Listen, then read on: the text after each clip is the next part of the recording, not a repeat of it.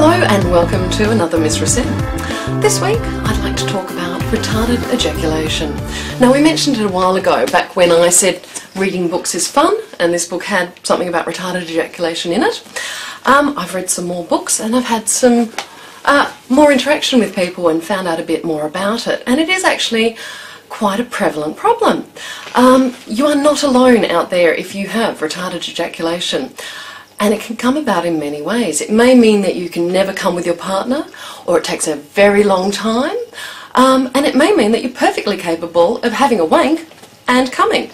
So it's a really fascinating one because it's not actually a physiological problem, it's a psychological one.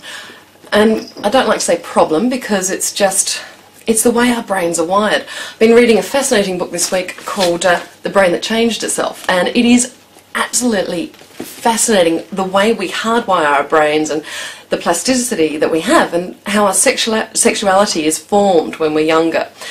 And we can always change the way we see things, the way we create fetishes for ourselves or create situations we like. So those of you who are suffering from retarded ejaculation can apparently have it because of a bad experience. One gentleman I know got a lady pregnant and so was scared to come from then on.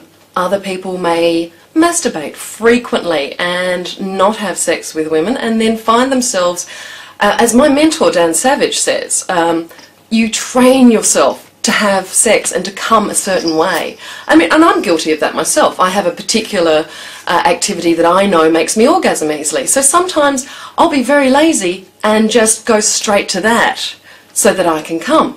And I need to train myself out of that. So what we need to do is to put variety into our masturbation, variety into our sex lives. We need to come in multiple different ways and use our imagination and use our brains and keep the variety alive. I mean, in any relationship, whether it's with your hand or your vibrator or with your partner or your partners, you need to not train yourself, you need to give yourself the ability to come in different ways, to experience new things so that you don't become rigid and routine about anything.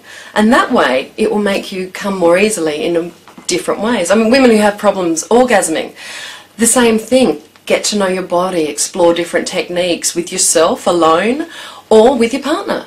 You know, it's all about, again, you know, we exercise, we go out and we do exercise. We don't just run. We'll run and stretch and do weights. You know, you don't just exercise one muscle and do one thing. So when it comes to sex, why not exercise the whole body, exercise the whole mind, add different variety into it. If you are sitting there day after day, night after night, wanking to porn, you're going to find very soon that that's the only way you can come. So you need to draw back from that. Porn's great. Porn is fun, but it can be addictive because you get that dopamine hit when you're doing it, you get that reward, and so you can get into that, and the next thing you know, you're finding that you're asking girls, have they ever squirted, and where would you like me to come? It's just, you know, you've got to think about what goes on in the real world. So, guys, get out there and try a whole bunch of different stuff and tickle yourself with a feather and go and have sex outdoors, or, you know, do it in the kitchen, do it in the bathroom. And this is your masturbation as well as your sex. Just try everything and anything that's fun and doesn't hurt anyone else. And again, remembering with the outdoors, it is illegal to be caught nude and doing indecent acts. So, you know, make sure you don't get caught. So go out there, have fun, and practice variety. I know that's my homework for this week, so make it yours as well. Have fun!